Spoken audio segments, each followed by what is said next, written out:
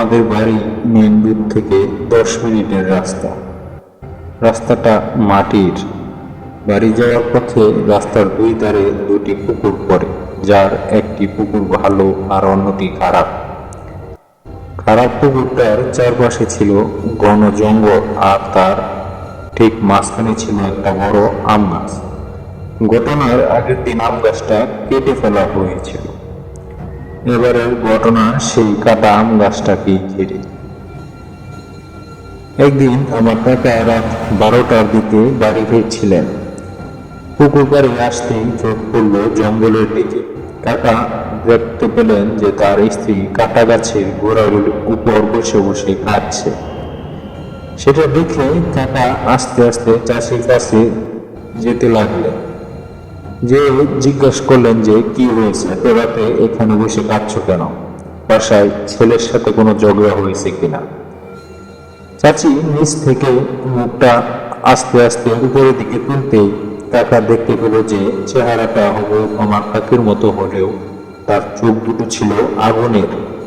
তার চোখ দিয়ে যেন আগুন বের হচ্ছিল, আর তার দাঁতগুলো ছিল দেখতে খুব হিংস্র প্রাণীর মতো, অনেক লম্বা লম্বা। কাকা এটা দেখার সাথে সাথেই ওইখান থেকে দৌড় দেওয়ার চেষ্টা করে, কিন্তু ওই গাছটার উপর থেকে উঠে ওই মহিলাটি আমার কাকাকে পায়ে ধরে টান দেয়। তারপর কাকা ওখানেই পড়ে অজ্ঞান হয়ে গিয়েছিল।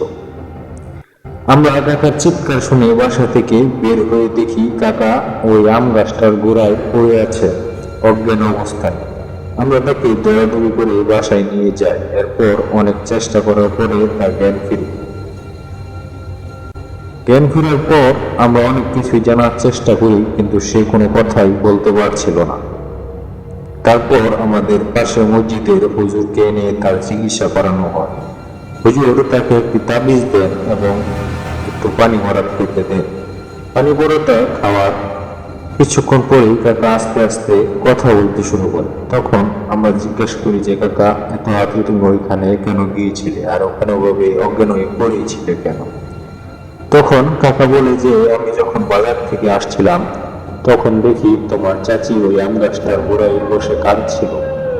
তখন আমি তার কাছে গিয়ে যখন তাকে জিজ্ঞাসা করি, তখন সে আমার দিকে তাকানোর পর আমি যা দেখতে পাই সেটা ছিল এরকম যে তার চোখ থেকে আগুনের মতো কি বের হচ্ছিল, আর তার দাঁতগুলো ছিল হিংস্র প্রাণীর মতো অনেক লম্বা এবং বড় বড়।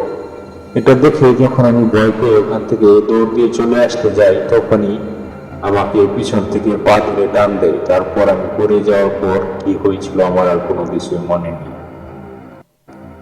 তো কাকাকে কিছু চিকিৎসা করানোর পর কাকা এখন মোটামুটি সুস্থ, কিন্তু আমরা প্রায় সময় রাতের বেলা বের হলে বা বাজার থেকে বাসায় ঢোকার সময় দেখতে পাই যে আম গাছটি গোড়ায় কেউ বসে কাঁদছে।